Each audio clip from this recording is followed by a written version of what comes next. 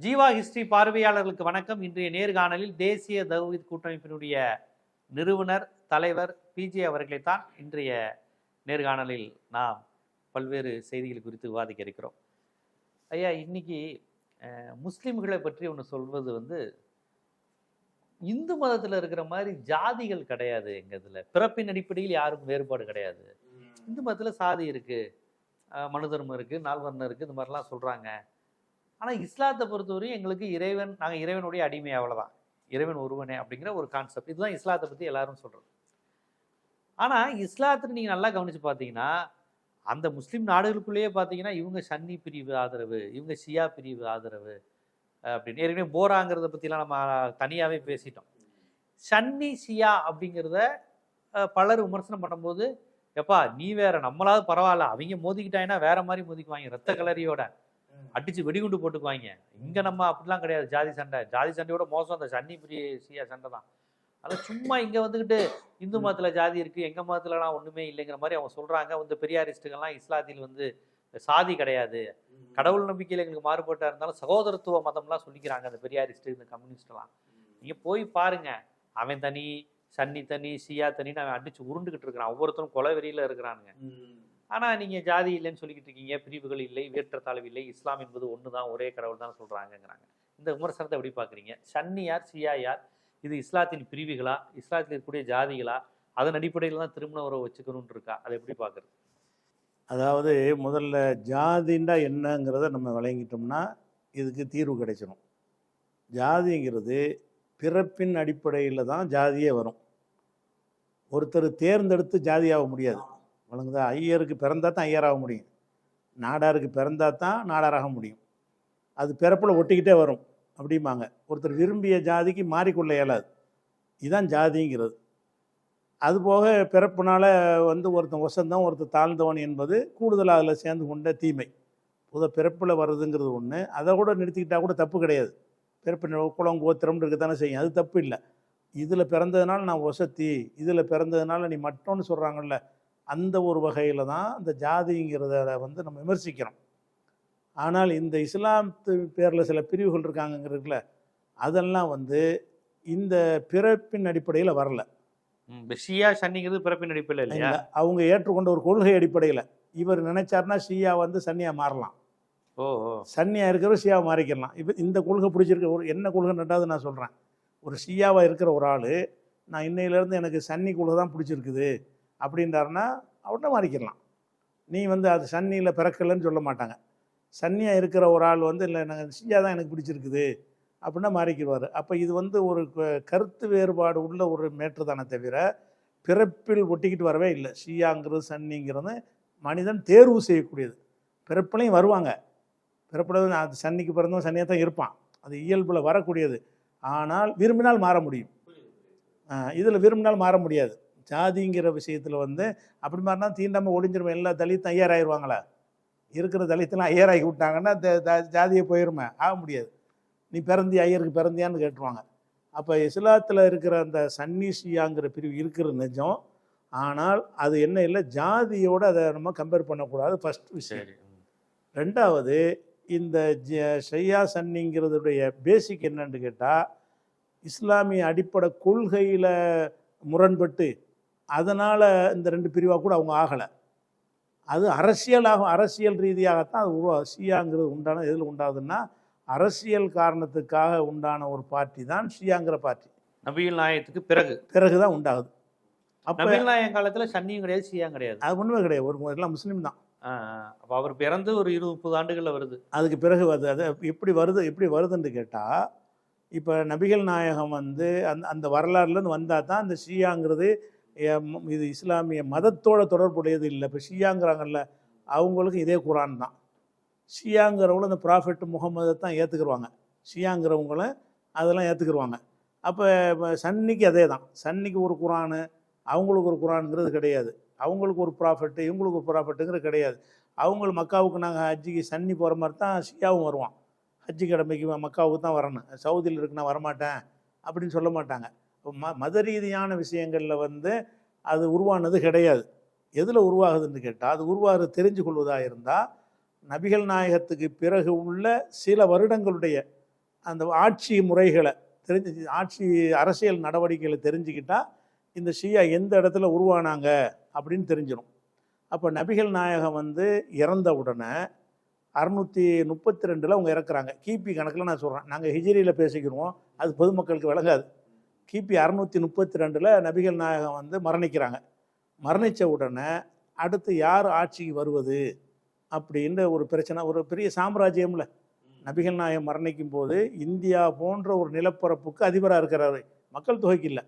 இந்தியாவில் Saudi Arabia Saudi Arabia Saudi Arabia இல்லை, Saudi Arabia, Iraq, Iran, Syria வரைக்கும் அவ்வளோக்கு பெரிய நிலப்பரப்பு வரைக்கும் இஸ்லாம் பரவிருச்சு. அவ்வளோ பெரிய சாம்ராஜ்யத்துக்கு அவங்க ஒரு அதிபராக இருந்து மரணிக்கிறாங்க. அதிபராக இருந்து மரணித்தாங்கன்னா அடுத்த ஒரு அதிபர் வரணும். இந்த அதிபர் முறை வருவதற்கு நபிகள் நாயகம் யாரையும் நியமிக்கலை. எனக்கு பிறகு இவர் ஆட்சிக்கு வருவார்னு சொல்லியிருந்தா பஞ்சாயத்து இல்லாமல் அது ஈஸியாக வந்திருப்பாங்க. இப்போ நபிகள் நாயகம் என்ன செய்கிறாங்கன்னா ஒன்றுமே சொல்லாமல், அது இன்னும் சொல்லப்போனால் திடீர்னு மரணிக்கலவங்க, நோய்வாய்ப்பட்டு அறிவிக்கிற வாய்ப்பெலாம் இருந்துச்சு, நினச்சா சொல்லியிருக்கலாம். உடம்பு சரியில்லாமல் ஒருத்தர் இருந்தாருன்னா சொல்ல வேண்டியலாம் சொல்லிடுவார்ல. அப்படி தான் நோய்வாய் 5-6 நாள் நோய்வாய்ப்பட்டு கிடந்து தான் அவங்க மரணித்தாங்க. அப்போ விரும்பி இருந்தார்கள்னா எனக்கு அடுத்து இவர் தான் வரணும் அப்படின்னு ஒரு வார்த்தை சொல்லியிருந்தாங்கன்னா அந்த ஒருத்தருமே கிழிச்ச கூட தாண்ட மாட்டாங்க. எனக்கு அதிபர் என்பதை விட இறை தூதர்ன்றவரை நம்புறதுனால அந்த இடத்துக்கு வச்சிடக்கூடாதுன்னு பயந்துருப்பாங்க. அதனால யாரும் அதிபரா நினைச்சா பரவாயில்ல, அடுத்த இறை தூதர் நினைச்சிடக்கூடாது, அதனால எதுவும் சொல்லாமல் போயிட்டாங்க. அப்போ என்ன ஆகுதுன்னா மக்கள்லாம் கூடி என்ன செய்கிறாங்கன்னு கேட்டால் தேர்ந்தெடுக்கிற ஒரு விஷயம் வருகிறது. தேர்ந்தெடுக்கக்கூடிய வருடத்தில் இவங்க வந்து அபூபக்கர் தான் நபிகள் நாயகத்துக்கு நெருங்கிய தோழராக இருந்தார். ஆனால் முதல்ல இஸ்லாத்தை ஏற்றுக்கொண்ட 5-6 மாமனார். ஆனால் முதல்ல இஸ்லாத்தை ஏற்றுக்கொண்ட 5-6 பேரில் அவர் ஒரு ஆள். மக்காவில் நபிகள் சொல்லி மக்காவில் இருந்த நேரத்தில் இஸ்லாத்தை சொல்கிற நேரத்தில் அவர் ஏற்றுக்கொண்டது மட்டும் இல்லாமல் எந்த ஒரு முக்கியமான ஒரு கட்டத்திலையும் அவரோடு தான் பயணிப்பாங்க. இந்த ஹிஜ்ரத்துன்னு பயணித்து வந்தாங்கல்ல, அவரோட தான் வந்தாங்க. எதாக இருந்தாலும் நான் அபூபக்கரும் போனோம், நான் அபூபக்கர் வந்தோம் அப்படின்ற மாதிரியெல்லாம் அபூபக்கரை தனக்கு அடுத்தவர் மாதிரி காட்டிட்டு போனாங்க. சொல்லலையே தவிர நபிகள் நாயகத்துக்கு அடுத்து அவர் தான் அப்படின்னு மக்கள் புரிந்து கொள்கிற அளவுக்கு. ஒரு சில உடல்நிலை சரியில்லாமல் இருக்கும் பொழுது தொழுகை நடத்தணும்ல, அபூபக்கரை தொழுகை சொல்லுங்கன்றாங்க. இவங்களுக்கு பள்ளியாசலுக்கு போக முடியாது. இந்த மாதிரி அவர் உடம்பு சரியில்லாம இருக்காரு, அபூபக்கர் சொல்றாருன்னு மனசுல பதிஞ்சிரும். அப்போ இது ஒரு நபிகள் நாயகத்துக்கு அடுத்து அபூபக்கர் தாங்கிற ஒரு கருத்து மக்கள்கிட்ட இருந்ததுனால உள்ளூர்வாசிகள் எங்களுக்கு வேணும்னு சொல்லி மதீனாவில் உள்ளவங்க கேட்டாங்க. இதெல்லாம் இந்த நபிகள் நாயகத்தை விரும்பலை, அவங்க விருப்பப்படி செய்யுங்கன்ற உடனே கருத்து வேறுபாடு இல்லாமல் அபூபக்கர் வந்து ஆட்சிக்கு வந்துடுறார். வந்தால் 2 வருஷம் தான் ஆட்சியில் இருந்தார். அவர் மொத்தம் இயற்கையாக மரணிச்சிட்டார். 632 வர்றாரு, 634 அவர் இறந்துடுறார். அப்போ ஒரு சமுதாயம் தான்.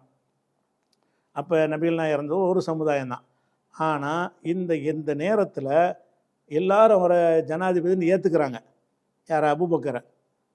நபிகள் நாயகத்துடைய மருமகன் அலிங்கிறவர் இருக்கார் இல்லையா, கடைசி மகளை கட்டினவர், அவர் வந்து என்ன செய்கிறாருன்னு கேட்டால் நான் ஏற்றுக்கிற மாட்டேன்னு பையத்துன்னு உறுதிமொழி கொடுப்பாங்க. போய் இஸ்லாத்தில் ஒரு ஜனாதிபதி ஏற்றுக்கிட்டோம்னு சொன்னால் நாங்கள் உங்களுக்கு கட்டுப்பட்டு நடக்கிறோம், நீங்கள் தான் எங்களுக்கு தலைவர்னு சொல்லி உறுதிமொழி கொடுக்கணும்னு ஒன்று இருக்குது மார்க்கத்தில். அந்த காலத்து முறை பிரகாரம் இந்த ஓட்டு போடுறதுக்கு பதிலாக என்ன செய்வாங்கன்னா உறுதி நேரப்படி சந்தித்து உங்களை நான் ஏற்றுக்கிறேன்னு சொல்லுவாங்க. இந்த உறுதிமொழி இவர் மாத்திரம் உறுதிமொழி கொடுக்கல. யார்? இவர் அலி, நபிகள் நாயகத்துடைய மருமகன். அவர் என்ன நினைக்கிறாருன்னு கேட்டால் நபிகள் நாயகத்துக்கு நமக்கு தானே இது வரணும்னு ஒரு ஆசை. மருமகன் ஆசைப்படுறாரு. ஆசைப்பட்டிருக்காருங்கிறதுக்கு நிறைய ஹதீஸுகளில் ஆதாரம் இருக்குது. அவர் ஆசைப்பட்டுருக்கிற ஏன் இந்த மாதிரி நீங்கள் அபூபக்கர்கிட்ட உறுதிமொழி கொடுக்காம இருந்தீன்னு கேட்கும் பொழுது, இல்லை எங்களுக்கு பங்கு இருக்குன்னு நாங்கள் நினச்சோம், இந்த மாதிரி எல்லோரும் சேர்ந்து அவரை தேர்ந்தெடுத்து விட்டாங்க அப்படின்னு சொல்லி இந்த நபிகள் நாயகத்துக்கு பிறகு எனக்கு தான் வரணும்னு அவர் ஆசைப்பட்டிருக்கிறார். ஆசைப்பட்டாலும் மக்கள் அவரை ஏற்றுக்கிறல, இவர் இடத்துல யாரையும் வச்சு பார்க்கல. அதுக்கப்புறம் என்ன செய்கிறாருன்னா அவர் இறந்த பிறகு அவர் மரணிக்கிற நேரத்தில் என்ன செய்கிறாருன்னு கேட்டால் எனக்கு அடுத்தது உமர் வரணும்னு நியமிக்கிறார். அவர் அபூபக்கருக்கு 2 வருஷத்தில் இறந்துறாருல, இறந்ததுக்கு பிறகு அடுத்த ஆட்சியாளர் வந்து மக்கள் தேர்வு செய்கிற மாதிரி விடலை. அவர் நியமனம் பண்ணுறார். எனக்கு அப்புறம் நீங்கள் அபூபக்கர் உமர் சொல்ல கேட்டு நடங்கள். இருக்கிற மக்களாட்சியெலாம் கிடையாது. மக்களை ஏற்றுக்கிறாங்க. அது அவர் சொன்ன உடனே அப்படியே கட்டுப்படுறாங்க. மக்கள் என்ன செய்கிறாங்கன்னா உமரை வந்து தலைவராக ஏற்றுக்கிறாங்க. அவர் வந்து 634 வந்து 610 வருஷ காலம் ஆட்சி பண்ணுறாரு. அந்த ஆட்சி தான் உலக சிறந்த ஆட்சியெல்லாம் காந்தியே பாராட்டுற அளவுக்கு ஒரு சிஸ்டம் அப்படி அற்புதமான ஆட்சி பண்ணார்னு வைங்களேன். 634 644 வரைக்கும் அவர் ஆட்சி பண்ணுறார். ஆட்சி பண்ணிகிட்டு இருக்கும் பொழுது அப்பவும் வந்துக்கிட்டு 2 குரூப்லாம் இல்லை, ஒரே சமுதாயம்தான் ஆளுங்கதா. அப்போ இவர் தான் ஆட்சியாளர். இவருக்கு கீழே அலி உட்பட எல்லாரும் இவரு கீழே தான் இருக்கிறாங்க. இவர் வந்து தலைநகரத்தில் வச்சு கொல்லப்படுறார். ஓ, யாரால்? யாரால்னு சொன்னால் ஒரு ஆயுதம் முஸ்லீம் அல்லாத ஒரு ஆள் ஆயுதம் தயாரிக்கிற கொள்ளர் வேலை பார்க்குற ஒருத்தர் என்ன செய்கிறான்னு கேட்டால் தொழுகை நடத்திக்கிட்டு இருக்கிறாரு பள்ளியாசலில். வரிசையை கடந்துக்கிட்டு வந்து தொழுதுகிட்டு இருக்கும்போது முதுகில் கத்தியால் குத்தி தொழுதுகிட்டு இருக்கும்போதே கொண்டுறாங்க. தொழுதுகிட்டு இருக்கும்போது தான் கொல்லப்படுறாருன்னு வைங்களேன். அப்புறம் அவரை பிடிச்சிடுறாங்க, தொழுகையை முடிச்சுட்டு போய் பிடிச்சிடுறாங்க. ஆளை பிடிச்சோன்னு என்ன செய்வார்னா, என்னை கொன்றது யார், முஸ்லீம் அல்லாதவனான்னு கேட்பார். முஸ்லீம் அல்லாதான், இறைவன் ஒரு முஸ்லீமின் மூலமாக எனக்கு இறைவன் மரணத்தை ஏற்படுத்தலை, அல்லாவுக்கு எல்லா புகழும்னு என்ன செய்வார், என்னை ஒரு முஸ்லீம் யாரும் நீ வறுக்கலையில், அது எனக்கு போதும், அவன் தானே கொண்டிருக்கிறான் அப்படின்னு சொல்லிட்டு ஒரு 3-4 நாள் அந்த குற்றுயிரும் குலையுருமாக இருந்து அவர் மரணிக்கிறார். அவர் மரணிக்கிற அந்த 4-5 நாள் உடம்பு அந்த காயத்தோடு இருந்தார்ல, அப்போ என்ன செய்கிறாருன்னா, தனக்கு அடுத்து யார் ஆட்சிக்கு வர்றதுங்கிறதுக்கு அவர்கிட்ட வந்து சொல்கிறாங்க, யாரை நியமிச்சுட்டு போங்க அப்படின்னு கேட்பாங்க. அவர் என்ன செய்வார்னா, நியமிக்கிறதுக்கு சரிதான், அபூபக்கர் நியமிச்சிருக்காரு, என்னைய நியமிக்காமல் போனாலும் நபிகள் யாரை நியமிக்கல, அதுவும் சரிதான். நான் ரெண்டுக்குமே முன்னுதாரணம் இருக்குது. நான் நியமிக்கவும் செய்யலாம், நியமிக்காமல் இருக்கலாம். ஆனால் நான் வந்து எனக்கு அடுத்து ஒரு ஆளை சொல்கிற அளவுக்கு நான் வந்து பரிந்துரை செய்ய தயாராக இல்லை. ஒரு 6 பேரை நான் சொல்கிறேன், இந்த 6 பேரும் கூடி அவங்களில் யாராவது தேர்ந்தெடுத்தாங்கன்னா அதை நீங்கள் எல்லாரும் ஒத்துக்கிறங்கிறாரு. அந்த 6 போப்பாண்டவர் தேர்ந்தெடுக்க ஒரு குழு போடுற மாதிரி. இந்த 6 பேர் யாருன்னு கேட்டால், துவக்க காலத்தில் இஸ்லாத்துக்கு வந்த 10 பேர்னு இருக்கிறாங்க. அந்த 10ல் மிச்சமாக இருந்து 6 பேர், 4 பேர் இறந்துட்டாங்க இவரையும் சேர்த்து. அந்த 10 பேர் முக்கியமான ஒரு 10 பிரமுகர்களாக இருந்தாங்க நபிகள் காலத்திலேயே. அதில் மிஞ்சி இருந்தவங்க 6 பேர். நபி காலத்தில் மிகச்சிறந்த 10 பேர்னு அறிவிக்கப்பட்ட 10 பேரில் மிச்சமாக இருந்த மொத்தம் 7 பேர் இருந்தாங்க. 7ல் வந்து இவருடைய மைத்துனர் ஒரு ஆள், அவரை கழிச்சு விட்டார் உமர். என் மைத்துனர் வந்துட வேணாம், அப்புறமோ மைத்துனரை கொடுத்துட்டாரு நாளைக்கு சொல்லிடுவீங்க அப்படின்னு சொல்லி மைத்துனரை கழிச்சு விட்டுட்டு மீதி 6 பேரை வச்சு இந்த 6 பேருமா கூடி நீங்கள் யாரை தேர்ந்தெடுக்கிறீங்களோ அவங்கள ஜனாதிபதியாக மக்கள் நீங்கள் தேர்ந்தெடுக்கிறீங்க, இந்த 6 பேர்ட்டு நான் பொறுப்பை ஒப்படைக்கிறேன் அப்படின்னு சொல்லிட்டு அவர் இறந்துடுறாரு. அதுக்கு அவர் இறந்த உடனே 6 பேரும் கூடி ஆலோசனை செய்து, நீ வரையா நான் வரையன், நான் மாட்டேன் நீ மாட்டேன் ஆசைப்படவும் செஞ்சாங்க, வேணான்னு சொன்னவங்களும் இருந்தாங்க. கடைசியாக என்ன வருதுன்னு கேட்டால், உஸ்மான்கிறவரை தேர்ந்தெடுக்கிறாங்க. இந்த 6 பேரும் சேர்ந்து அப்துல் ரஹ்மான்கிறவர்கிட்ட பொறுப்பு ஒப்படைக்கிறாங்க. அவர் என்ன செய்கிறாருன்னா, அந்த உஸ்மானும் நபிகள் நாயகத்தின் மருமகன், 3வது கலீஃபா வந்து நபிகள் நாயகத்தின் மருமகன். அவர் உஸ்மான் வந்து அடுத்த கலீஃபாவாக தேர்ந்தெடுக்கப்படுறாரு 644. இவங்க இந்த 6 பேர் சேர்ந்து இவரை சூஸ் பண்ணுறாங்க. மக்கள்லாம் வந்து உறுதிமொழி கொடுத்து தேர்ந்தெடுத்துக்கிறாங்க. இவர் வந்து 644 656 வரைக்கும் 12 வருஷம் இவருடைய ஆட்சி இருக்கிறது. இவருடைய ஆட்சியிலையும் உமர் ஆட்சியிலையும் இஸ்லாமிய சாம்ராஜ்யம் பிரம்மாண்டமாக விரிவடைஞ்சிருச்சு. பாரசீகம் ஆப்பிரிக்கா வரைக்கும் என்னஞ்சிருச்சு, விரிவடைஞ்சு போன அளவுக்கு பெரும் நபிகள் நாயகம் இருந்ததை விட பல மடங்கு பெருசாக்குனதில் இவருக்கு முக்கியத்துவ பங்கு இருக்கு, உஸ்மானுக்கும் உமருக்கும். அப்போ உஸ்மான் வந்து 656 ஆட்சிக்கு வர்றாருல, அப்படி வரக்கூடிய நேரத்தில் அவருடைய தலைநகரத்தில் வைத்து உஸ்மான் கொல்லப்படுறார். அவரும் கொல்லப்படுறார். அவர் ஜனாதிபதியாக இருக்கும் பொழுதே கொல்லப்படுறாரு. சவுதி தான் அவரும், சவுதியில் மதீனா, நபிகள் நாயகம் மதீனா, அதாவது இஸ்லாமிய தலைநகரம் அதான், நபியுடைய ஊர், நபிகள் அடக்கம் செய்யப்பட்டு நபி ஆட்சி பண்ண ஊர் தான் அது. அந்த தலைநகரத்தில் வச்சு, அது மக்கா மதீனாங்கிறாங்கல்ல, மக்காங்கிறது காபா இருக்கிற இடம், மதீனாங்கிறது நபிகள் நாயகம் அடங்கி இருக்கிற இடம், வசித்த இடம். இந்த விரட்டப்பட்டு போய் தஞ்சம் அடைஞ்சாங்கல்ல, அந்த ஊருக்கு பேர் மதீனா. அதை தலைநகரம் ஆக்கிட்டாங்க. அதில் வச்சு என்ன செய்கிறாருன்னா, உஸ்மானை வந்து கொள்கிறாங்க. யார் கொள்கிறாங்கன்னு கேட்டால், அதாவது சில பேர் வந்து இவர், அது ஹஜ்ஜுடைய நேரம், அந்த ஹஜ்ஜுடைய நேரத்தில் எல்லாரும் ஹஜ்ஜுக்கு போயிட்டாங்க. மதீனாவில் உள்ள மக்கள்லாம் இப்போ பூர்வீக பழைய மூத்த நபித்தோழர்கள்லாம் முஸ்லீம்கள்லாம் ஹஜ்ஜி பயணத்துக்கு போயிட்டாங்க.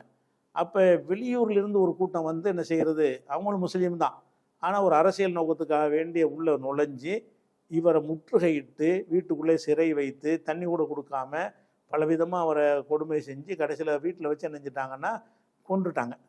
கொன்ற உடனே அதில் இந்த கொலை பழி வந்து இன்னொரு மருமகன் மீது மக்கள் வந்து வைக்கிறாங்க, அலி மீது. பதவி வர்றதுக்காண்டி கொண்டுட்டாரு, இவர் தான் கொண்டுட்டார். ஏன்னா அந்த கொலை இவர் தடுத்திருக்கலாம், இவர் அந்த ஊரில் இருக்கிறார்.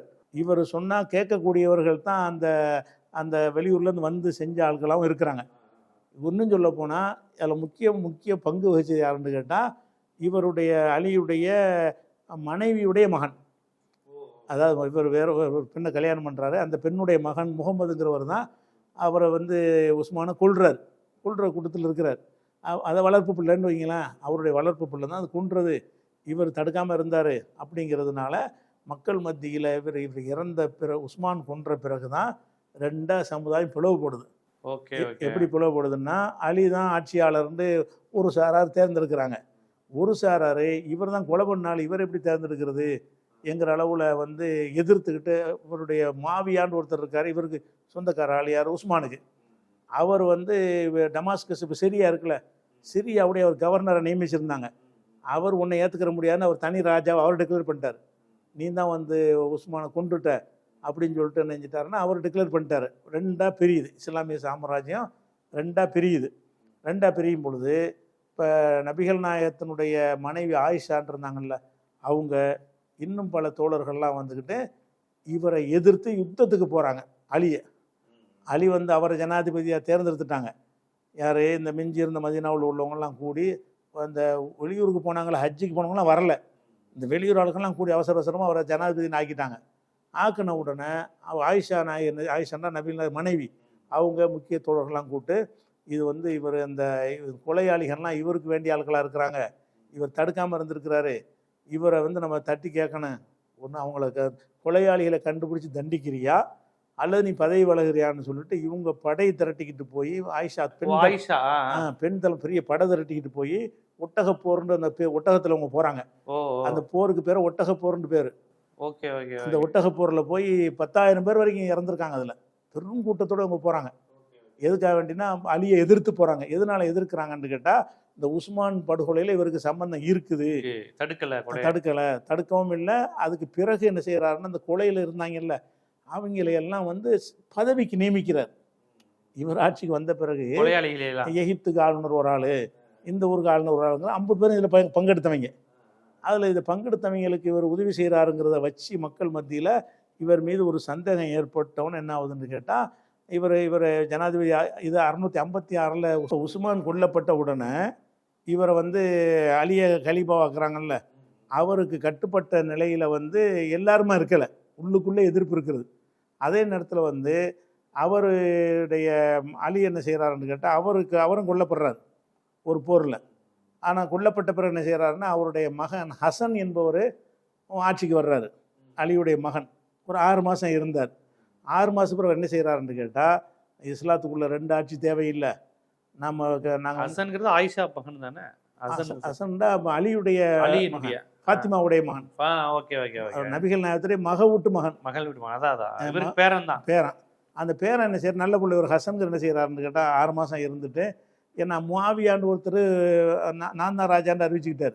இவங்க அலியை நம்ப முடியாதவருக்கு, அவர் தான் எங்கள் அவர் இனத்துக்காரர். அவர் இந்த முஆவியாங்கிறவர் யார், உஸ்மானுடைய அந்த கோத்திரம், எங்கள் கோத்திரத்தை சேர்ந்த உஸ்மானை வந்து கொண்டுட்டாங்க, அதுக்கு கணக்கு தீக்காமல் நான் விடமாட்டேன், இனிமேல் இவருக்கு நான் இருக்க மாட்டேன், நான் தான் அமீர் ஜனாதிபதி அப்படின்னு அவர் முஆவியா என்பவர் வந்து நிர்ணயிச்சு 656 2 ராஜா ஆகுறாங்க. அதாவது டமாஸ்கஸ் சிரியா பகுதிக்கு வந்து முஆவியா, அலி வந்து மதீனாவிலே அவர் இருக்க முடியல, கூஃபாவுக்கு ஓடி போயிட்டார். கூஃபாங்கிற ஊரில் போய் இருந்து கொண்டு அங்கே அவருக்கு ஒரு கூட்டத்தை உண்டாக்கிட்டாங்க.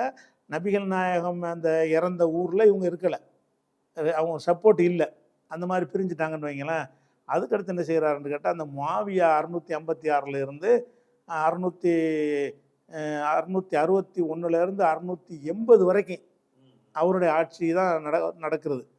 அது எடுக்கும்போது என்னதுன்னு கேட்டால், இவர் அலிகிட்ட வந்து எதிர்த்து என்ன செய்கிறாருன்னா, அவனை பதவி நீக்கணும்னு சொல்லி ஆயிஷா படையெடுத்து வந்த மாதிரி அவர் ஒரு படையெடுத்து வர்றாரு. முஆவியாங்கிறவர் அலியை நீக்கிறதுக்காக வேண்டி. இது வந்து 657 ஆண்டு நடக்கிறது. இந்த போர் வந்து சிஃபின்கிற இடத்துல நடக்குது. சிஃபின்னா அந்த இப்போ சிரியா பகுதியில் இருக்கிற டமாஸ்கஸ் பகுதியில் உள்ள ஒரு இடம், அதில் நடக்குது. அதில் 2 தரப்புலையும் சேர்த்து ஒரு 70,000 1 லட்சம் பேர் வரைக்கும் கொல்லப்பட்டிருக்கிறாங்க, 2 தரப்புலையும் சேர்த்து. அப்போ இந்த மாதிரியான அடிப்படையில் 2 இவங்க சண்டை போட்டுக்கிற அளவுக்கு 2 ஆகிட்டாங்க. மேட்ரு என்னென்னு கேட்டால், உஸ்மானுடைய கொலையில் இவருக்கு பங்காக தான் மேட்ரு, வேறு மேட்ரு கிடையாது. கொள்கையோ இறைவன் ஒருவன்கிறதோ குரான் இந்த சண்டை தான். அதெல்லாம் கிடையாது. அரசியல் ரீதியாக வந்து இவர் வந்து நியாயமாக நடக்கலை, அந்த கொலையாளிகளுக்கு பக்கபலமாக இருந்தார், அதுக்கு பிறகு பதவி கொடுத்தாரு, அவர் நினச்சிருந்தா தடுத்திருக்கலாம் என்ற சந்தேகத்தின் சாயல்னால அது நியாயம் கேட்டு தான் போர் நடத்துகிறாங்க. இந்த மாதிரி வந்துருச்சு. அப்போ என்ன செய்கிறாங்கன்னு கேட்டால், இப்போ அலியின் கைவசம் இருந்தது என்னன்னு கேட்டால், அரேபிய தீபகற்பம், மக்கா, மதீனா, ஈராக்கு, கூஃபா, இவ்வளவு தான் அலிகையில் இருக்கிறது. ஈரானில் சில பகுதி, மாவியாட்ட என்ன இருக்குன்னா சிரியா, டமாஸ்கஸ், எகிப்து, பாலஸ்தீன், ஜோர்டான், இதெல்லாம் அவர் கையில் இருக்குது. அப்போ சரிபாதி இவர்கிட்டையும் சரிபாதி அவர்கிட்டையுமாக ரெண்டாக பிரிஞ்சுட்டாங்க. பிரிஞ்ச நிலையில் என்ன ஆகுதுன்னு கேட்டால், இந்த அலிக்கு சப்போர்ட்டாக சில பேர் இப்போ கிளம்புறாங்க. ஏன்னா ரெண்டாயிருச்சு, நம்ம அலிக்கு தான் சப்போர்ட்டாக இருக்கணும்னு வர்றாங்கல்ல, அவங்க என்ன செய்கிறாங்கன்னு கேட்டால், ஷியாண்டா பார்ட்டின்னு அர்த்தம். ஷியாத்து அலி, அலி பார்ட்டி தான் அந்த சொல்லுடைய முழு சொல்லு. ஓ, ஷியாத் அலி, ஷியா அலி, ஷியா அலி, அலி பார்ட்டி. ஓ, அவருடைய கட்சி. ஷியா அலி தான் அந்த சொல்லுடைய முழு வார்த்தை. வெறும் ஷியாங்கிறாங்க. இதில் வந்து அரசியல் கட்சி ஷியா, அதாவது மாவியா கட்சி நாங்கள் கிடையாது, அலி கட்சி. அலிக்கு ஆதரவானவர்கள் நினச்சிட்டாங்கன்னா நாங்கள் ஷியா அலி, அலியுடைய பார்ட்டின்னு சொல்லி அவருக்கு சப்போர்ட்டான ஆட்கள் வந்து தங்களை ஷியா அலின்னு சொல்ல ஆரம்பித்தாங்க. அதுலேருந்து அவருக்கு அலிக்கு சப்போர்ட்டாக இருக்கிற ஆட்கள்லாம் ஷியாங்கிற பேர் அழைக்கப்படுறாங்க. ஷியாங்கிறதுக்கு ஒரு அர்த்தமே, ஷியானா கூட்டு பார்ட்டின்னு அர்த்தம், கட்சி, கட்சின்னு அர்த்தம். ஷியாவுக்கு பின்னாடி அலி சேர்த்தா அலி கட்சி. ஓகே, அந்த மாதிரி அலி கட்சி தான் அந்த சொல்லுடைய முழு அர்த்தம். ஷியான்னு என்ன பண்ணால் ஷியா அலி, ஷியா அலினா அலியுடைய பார்ட்டி. அந்த மாதிரி அவருக்கு சார்பாக ஒரு கூட்டம் வந்துடுறாங்க. அதுக்கப்புறம் என்ன ஆகுதுன்னு கேட்டால், இவங்க கையில் இப்போ அலியுடைய மரணத்திற்கு பிறகு அவருடைய மகன் இருக்கார்ல, அவர் நினைஞ்சிட்டாருன்னா அந்த ஆட்சியை மாவியாட்டை கொண்டா கொடுத்துட்டார். 6 மாதம் இருந்தார். அவரே மாவியாட்டை வந்து நமக்கே 2 ஆட்சி வேணாங்க, நீங்களே இருந்துட்டு போங்க, எனக்கு பதவியெலாம் வேணாம், நம்ம ஒரு சமுதாயமாக இருப்போம்னு சொல்லி அந்த கொஞ்ச காலம் அலியுடைய அந்த கொஞ்ச காலத்தில் தான் 2 ராஜ்யம் இருந்தது. அதுக்கு பிறகு இந்த ஹசன்கிறவர் என்ன செய்கிறாருன்னு கேட்டால், அந்த ஆட்சியை அவர்கிட்ட கொடுத்துட்டு போயிட்டார். இதுக்கு பிறகு வரைக்கும் ஷியாண்டு ஒரு குரூப்பே இருக்கல, அவ்வளோதான். ஷியாங்கிறது கிடையாது, அவர் ஆட்சியோ ஒன்றுமே இல்லாமல் இருந்தது. அதில் என்ன ஆகுதுன்னு கேட்டால், ஹசன் இவர் அலிக்கு வந்து இன்னொரு மகன் இருக்கார் ஹுசைன்னு சொல்லி, இவர் ஹசன்கிறவரே ஒப்படைச்சிட்டு போயிட்டார். ஹுசைன்கிறவர் யாருன்னு கேட்டால் ஹசனுக்கு தம்பி, இவர் அலிக்குடைய இன்னொரு மகன். அவர் என்ன பண்ணுறாருன்னு கேட்டால், நமக்கு தான் ஆட்சி வரணும், நம்ம ஆட்சியை கைப்பற்றுவோம், என் தகப்பனார் அண்ணன் விட்டு கொடுத்துட்டாரு, எனக்கு தான் ஆட்சி வரணும், எல்லாரும் எனக்கு என்னோட பங்கு எடுத்து வாங்க, நம்ம படையெடுத்து போய் என்ன செய்வோம். அந்த மாவியா இறந்து போய் அவருடைய மகனும் ஆட்சிக்கு வந்துட்டார். மாவியா வந்து அவருடைய மகனை நியமிச்சுட்டு போயிட்டார். அந்த கட்டத்தில் இவர் என்ன செய்கிறாருன்னு கேட்டால், நம்ம அவரை யசீத் அவர் பேர், அவரை அகற்றி விட்டு நம்ம என் கையில் ஆட்சி வரணும், எனக்கு சப்போர்ட்டாக வாங்கன்னு சொல்லி என்ன செய்கிறாருன்னா, நபியின் பேரருங்கிற வகையில் மக்களையெல்லாம் அவரை கூப்பிட்டு டிக்ளேர் பண்ணி, கர்பலாங்கிற இடத்துல நாங்கள் சந்திக்கிறோம், எல்லோரும் வாங்கன்னு சொல்லி அவர் அழைக்கிறார். ஆனால் இந்த மக்களில் வெறும் 72 பேர் தான் இவருக்கு பின்னாடி போனாங்க. இப்போ நபியுடைய பேரன்னா எப்படி நபி இருந்திருப்பாங்க, இவர் செஞ்ச சரியில்லைன்னு தான் எல்லோரும் நினச்சாங்க. இது எப்படி அது நபியுடைய பேரன்கிறதுக்கு அப்படி ஆட்சிக்கு அப்படி நம்ம நபிகள்லாம் உருவாக்கிட்டு போகலையே அப்படிங்கிறதுனால உங்களோட ஆட்சிக்கு வர்றோம், சண்டைக்கு வர்றோன்னு சொன்னவங்க எல்லாருமே பேக் அடிச்சிட்டாங்க. இவருடைய நெருங்கிய உறவினர்கள் கூட பேக் அடிச்சிட்டாங்க. அது முறை இல்லை, ஒரு அரசாங்கம் நடந்துக்கிட்டு இருக்கு, அவருக்கு ஆட்சி எல்லாம் ஒரே சமுதாயமாக இருக்குது, இப்போ நீ வந்துக்கிட்டு என்கிட்ட தான் ஆட்சி வரணும்னு சண்டை பிடிச்சின்னா நல்லா இல்லைப்பா இது அப்படின்னு அவருக்கு புத்திமதியெல்லாம் சொல்கிறாங்க. அதை கேட்காம என்ன செய்கிறாருன்னு கேட்டால், அவர் யுத்தத்துக்கு போகிறார். அவங்க கவர்மெண்ட்டு, இவர் ஒரு குழு, இவன் என்ன நினச்சிட்டு போகிறாருன்னா, நம்ம ஒரு 10,000 நம்ம ஒரு 10,000 பேர் போவோம் நினச்சிட்டு போகிறார். நமக்கு நிறைய பேர் வருவாங்கன்ட்டு அழைச்சா யாரும் வரல. கடைசியில் ஒரு பெரிய கூட்டத்தோடு புறப்படுறாங்க. கொஞ்சம் தூரம் 10 கிலோமீட்டர் போனோன்னா அதில் காவாசியை காணாம், இன்னும் கொஞ்சம் காணாம். கடைசியாக ஸ்பாட்டுக்கு போகும்போது 72 பேர் அந்த இவரோட கூட்டத்தில் நின்றது எவ்வளோ, இவரும் 72 பேருக்கும் அவங்களுக்கு தான் சண்டை நடக்குது. என்ன ஆகும்டா, எல்லாத்தையும் கொண்டு விட்டாங்க, இவர் உள்பட, ஹுசைன் உள்பட எல்லாத்தையும். அந்த அந்த சண்டை நடந்த இடத்துக்கு பேர் கர்பலாங்கிற இடத்துல வந்து இப்போ இன்னைக்கு புனித தலமாக அவங்களுக்கு ஈராக்கில் இருந்துக்கிட்டு இருக்குது. ஷியாக்கள் ஈரான்லேருந்து ஷியாக்கள் இங்கே வந்து என்ன செய்வாங்க, இந்தியாவிலேருந்துலாம் போவாங்க கர்பலாவுக்கு. அப்போ கர்பலாங்கிறது ஹுசைன் கொல்லப்பட்ட, அதுக்கு தான் அந்த முஹர்ரம் அவர் கொல்லப்பட்டார்ல, அந்த தேதியை வச்சுட்டு தான் முஹர்ரம் இதெல்லாம் செய்கிறாங்க. அப்போ இவர் இந்த ஹுசைன் கொல்லப்பட்ட உடனே அவரோட மிஞ்சினது யாருன்னு கேட்டால், அவருடைய மகன் ஜெயினுல்லா என் பேரில் உள்ள ஒரு ஆள் தான், சின்ன பையனாக இருந்தார். அவரை தவிர பாக்கி எல்லாருமே நினைச்சிட்டாங்க, கொல்லப்பட்டாங்க. இப்போ இருக்கிற அம்புட்டு வாரிசுகளும் அந்த ஜெயினுலாபதி வழியாக வந்த ஆளுக்கு தான். Okay okay. மிச்சம் யாருமே கிடையாது அப்படிங்கிற வகையில் வந்துருச்சு. இதுக்கு அடுத்து என்னன்னு கேட்டால், அந்த கர்பலா நடந்ததோடு அவங்களுக்கு எந்த ஒரு இதுவும் இல்லை. அவங்க கொல்லப்பட்டாங்கன்னா என்ன அர்த்தம்? அவங்களுக்கு ஆட்சி இல்லை, அவங்களுக்கு ஒரு கூட்டம் இல்லை. மொத்தமே 72 பேர் தான். அப்போ ஷியாங்கிற கான்செப்ட் ஓவர், சாப்டர் க்ளோஸ். இப்போ அந்த கர்பலா 680 நடக்குதுல, இவர் கொல்லப்பட்டதோ அந்த 72 பேர் தான் அந்த ஷியான் இருந்தாங்க. சுத்தமாக தொடச்சி விட்டாங்க. தொடச்சோன்னே இந்த உமையாக்களுடைய மாவியாவுடைய பரம்பரை தான் ஆட்சி பண்ணுது. மாவியா வந்து 661 680 வரைக்கும் பண்ணுறாரு. அப்பவும் ஷியாண்டு ஒரு ஆட்சி கிடையாது. அவருடைய மகன் யசீது வந்து 680 83 வரைக்கும் ஆட்சி பண்ணுறாரு. அப்பவும் ஷியாண்டு ஒரே ஆட்சி தான். அதே மாதிரி 2வது மாவியாங்கிற ஒரு ஆள் 683 84 வரைக்கும் பண்ணுறாரு. அப்பவும் ஒரு ஆட்சி தான். 2ஆவதுலாம் பிரியலை சமுதாயம். ஷியா சன்னின்ற ஒரு பிரிவு தான் இருந்தாங்க. அவருக்கு பிறகு மர்வான்கிற ஒரு ஆட்சிக்கு வந்தார். அவர் 84 85 684 685 இவர் ஒரே ஆட்சி தான், ஒத்த ஆட்சியாக தான் இருந்துச்சு. அதுக்கப்புறம் அப்துல் மலிக்குங்கிறவர் வந்தார், அவருடைய மகன். இவர் 685 705 வரைக்கும் இருந்தார். இவரும் ஒற்றை ஆட்சி தான், 2 ஆட்சிலாம் அங்கே இருக்கவே இல்லை. அல் வலீத் என்று அவருடைய மகன் வலீத் ஆட்சிக்கு வர்றாரு 705 715 வரைக்கும், ஒரே ஆட்சி தான். அதுக்கப்புறம் சுலைமான்கிற ஆட்சிக்கு வர்றாரு 715 717 வரைக்கும் 2 வருஷம். இவரும் ஒத்த ஆட்சி தான் இருந்தார். அதுக்கடுத்து 2ஆம் உமர்னு ஒரு ஆள் ஆட்சிக்கு வர்றாரு. அவர் 717 எல்லாம் இந்த கோத்திரத்தில் உள்ளவங்க, மாவியாவுடைய கோத்திரத்தில் உஸ்மானுடைய வழியில் உள்ளவங்க. 717 720 வரைக்கும் இவர் ஆட்சி பண்ணுறாரு, ஒரு ஆட்சி தான். அதுக்கடுத்து 2வது யசீதுன்னு ஒரு ஆள் ஆட்சி பண்ணுறாரு 720 724 வரைக்கும், ஒரே ஆட்சி தான். ஹிஷாம்ன்றதுக்கடுத்து ஆட்சிக்கு வர்றாரு, வலீத் ஆட்சிக்கு வர்றாரு, யசீத் வர்றாரு, இப்ராஹிம் வர்றாரு, மர்வான் வர்றாரு. 750 வரைக்கும். இப்படி 750 வரைக்கும் ஷியாங்கிற டாபிக் இருக்கல. சொல்ல வர்றேன், எதுக்கு இதெல்லாம் சொல்ல வர்றேன்னு கேட்டால், கிபி 772 பேர் கர்பலாவில் போனாங்கல்ல, அதை காலி பண்ணிட்டான்ல, அலின்னு பேச ஆளை இல்லாமல் ஆக்கிட்டாங்க. ஆளை இல்லாமல் ஆக்கிட்டு இந்த குரூப் தான் ஆட்சி பண்ணுது 750 வரைக்கும். அப்போ கிபி 750 வரைக்கும் எந்த ஒரு உலகத்தின் எந்த ஒரு பகுதியிலையும் ஷியா என்ற ஒரு குரூப் இருக்கவில்லை, ஷியாண்டு ஒரு ஆட்சியும் இருக்கவில்லை. இதுதான் ஒரு விஷயம். அதுக்கடுத்து என்ன செய்கிறாங்கன்னு 750க்கு அப்புறம் அப்பாசியாக்கள்னு ஆட்சிக்கு வர்றாங்க. அப்பாசியாக்கள்னு அது ஒரு இனம். இந்த மாவியாவுடைய உமையாவுடைய ஆட்சி முடிஞ்சு அப்பாசியாக்கள் வர்றாங்க. அப்பாசியாக்களுடைய ஆட்சி வந்து 750 இருந்து 1200. அவங்களும் ஷியா கிடையாது. அதாவது அவங்க ஆட்சிக்கு வந்து எப்போ செய்கிறாங்கன்னா 750 இருந்து 1258 வரைக்கும் பண்ணுறாங்க. அவங்க ஆன்டி ஷியா, ஷியாங்கிற அந்த சிந்தனைக்கு எதிரான ஆட்கள் தான் என்ன செய்கிறாங்க, அவங்க ஆட்சிக்கு வர்றாங்க. அப்போ ஷியா ஆட்சி எப்போ ஏற்படுதுன்னு கேட்டால், அதாவது 909 தான். அதை 909 தான் ஃபாத்திமியாக்கள், ஃபாத்திமா வழி தோன்றல்னு அந்த அடிப்படையில் ஃபாத்திமியாக்கள்ங்கிறவங்க ஆட்சிக்கு வர்றாங்க. இவங்க தான் ஷியாக்காரங்க. இவங்க என்ன செய்கிறாங்கன்னா, துனிஷியாங்கிற பகுதியில் ஒரு பகுதி பிடிச்சிக்கிட்டு எங்கள் ஆட்சின்னு சொல்கிறாங்க. அதில் வந்து மஹதியா, எகிப்து, கெய்ரோ, வடக்கு ஆப்பிரிக்கா, சிசிலி, ஹிஜாஸு இதெல்லாம் சேர்ந்து யமன் வரைக்கும், இப்போ யமன் இருக்குல்ல, யமன் வரைக்கும் சேர்ந்துருது. இதெல்லாம் உள்ளடக்குன ஒரு ஆட்சியாக, முழு ஆட்சி கிடையாது. இவங்க ஒரு பெரிய ஃபாத்திமியாக்கள் கையில் மொத்த இஸ்லாமிய அரசும் வரல.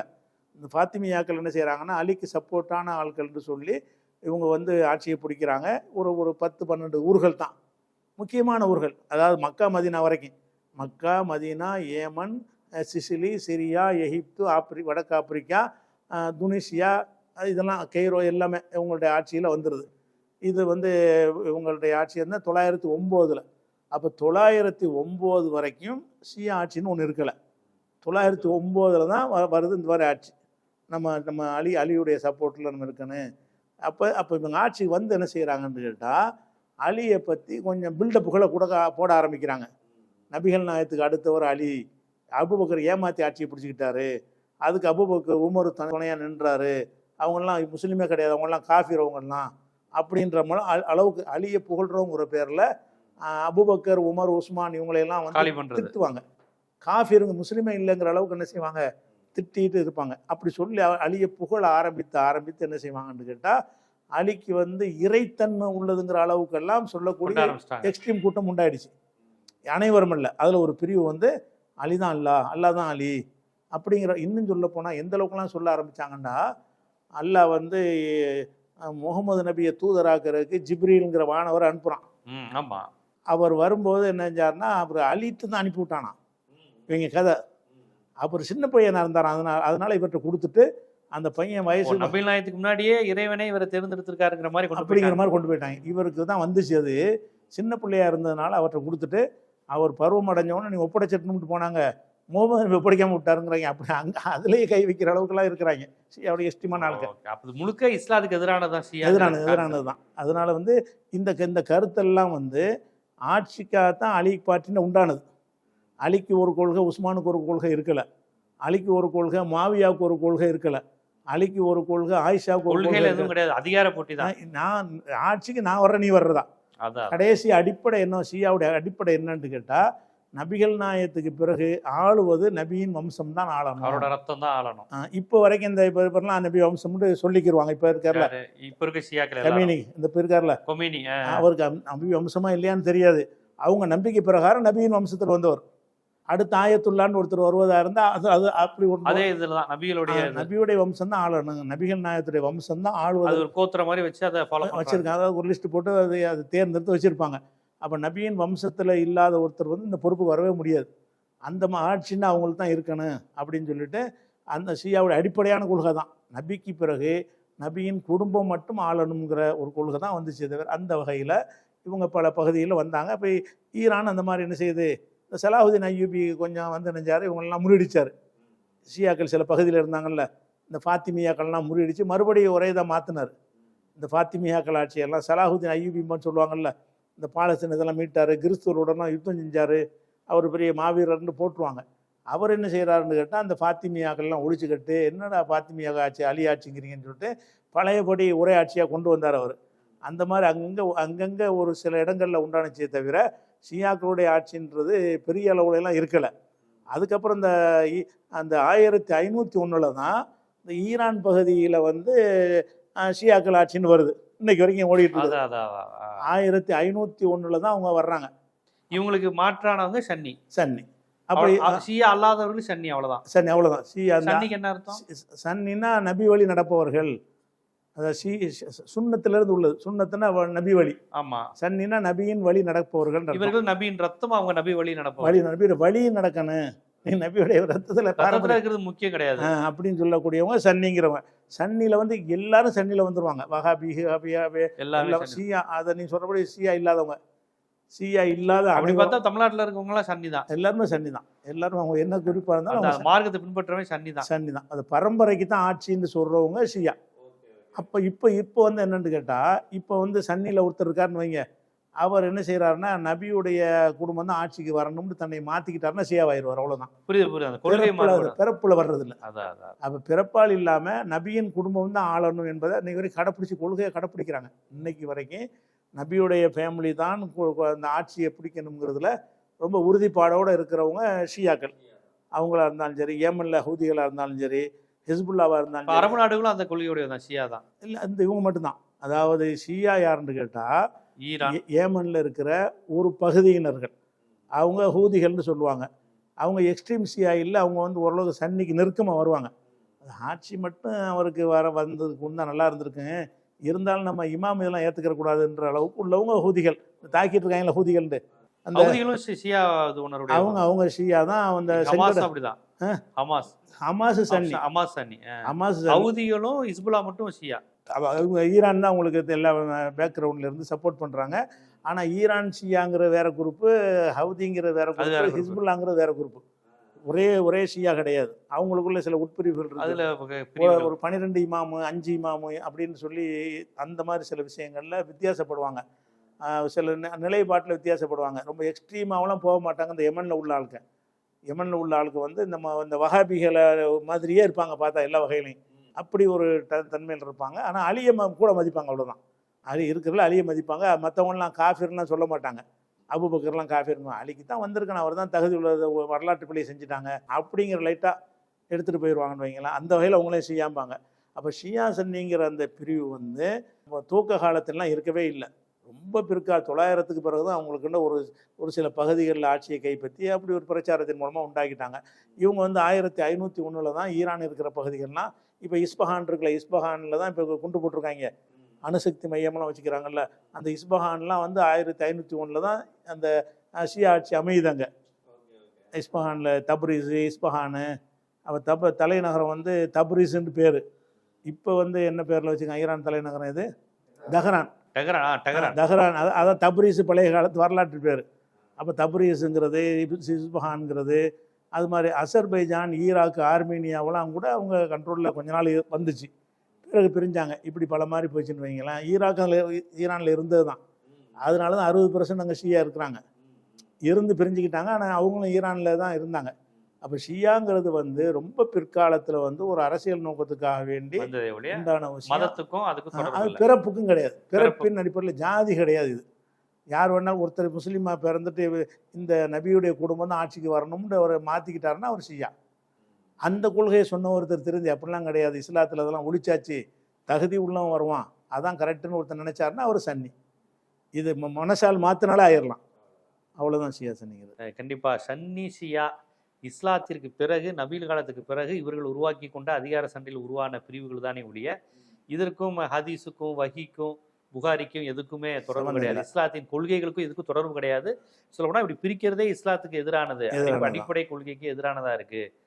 ஓர் இறைவன், கடைசி இறுதி தூதர் இப்படின்னுங்கிற இதில் நிற்காம நபிகளோட ரத்தம், இவன் உயர்ந்தவன், இவன் புனிதமானவன், இவன் வழிதான் ஆட்சி செய்ய தகுதியுடையது, இப்படி பேசுவது இஸ்லாத்தினுக்கு எதிரானது அப்படிங்கிறத ரொம்ப விரிவாக எடுத்து வச்சிருக்கேன். இன்னொரு தகவலையும் சேர்த்துக்கிறேன். என்னன்னுட்டா, இப்போ இருக்கார்ல இவர் அதை உணர்றாரு.